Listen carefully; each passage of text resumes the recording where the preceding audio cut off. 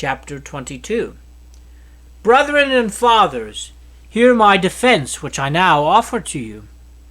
And when they heard that he was addressing them in the Hebrew dialect, they became even more quiet and said, I am a Jew, born in Tarsus of Cilicia, but brought up in this city, educated under Gamaliel, strictly according to the law of our fathers, being zealous for God, just as you all are today.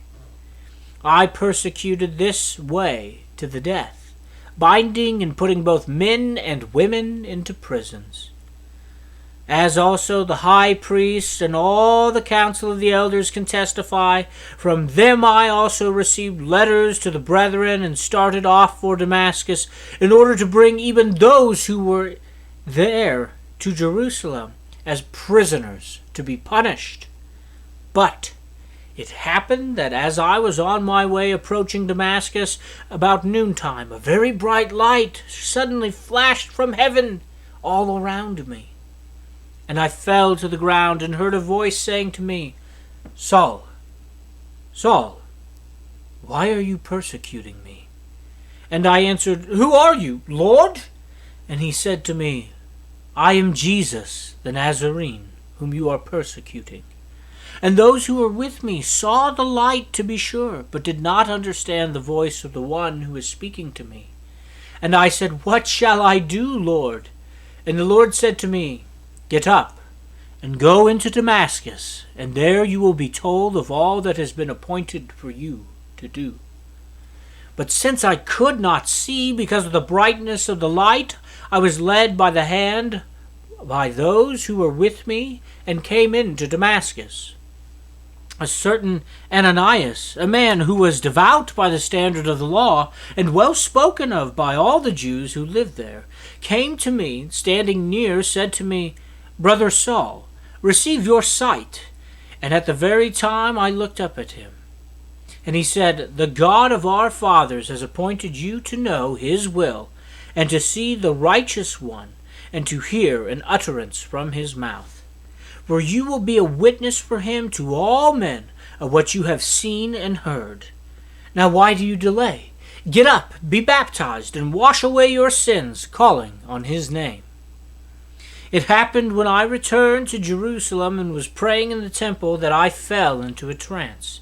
And I saw him saying to me, Make haste and get out of Jerusalem quickly, because they will not accept your testimony about me. And I said, Lord, they themselves understand that in one synagogue after another I used to imprison and beat those who believed in you. And when the blood of your witness Stephen was being shed, I also was standing by, approving and watching out for the coats of those who were slaying him. And he said to me, Go, for I will send you far away to the Gentiles.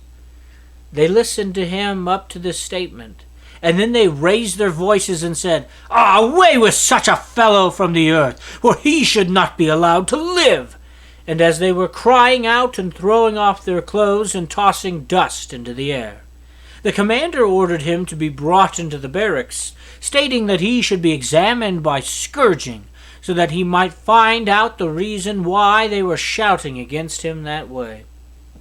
But when they stretched him out with thongs, Paul said to the centurion who was standing by, Is it lawful for you to scourge a man who is a Roman and is uncondemned? When the centurion heard this, he went to the commander and told him, saying, What are you about to do? For this man is a Roman. The commander came and said to him, Tell me, are you a Roman? And he said, Yes. The commander answered, I acquired this citizenship with a large sum of money. And Paul said, But I was actually born a citizen. Therefore, those who were about to examine him immediately let go of him. And the commander also was afraid when he found out that he was a Roman, and because he had put him in chains. But on the next day, wishing to know for certain why he had been accused by the Jews, he released him and ordered the chief priests and all the council to assemble, and brought Paul down and set him before them.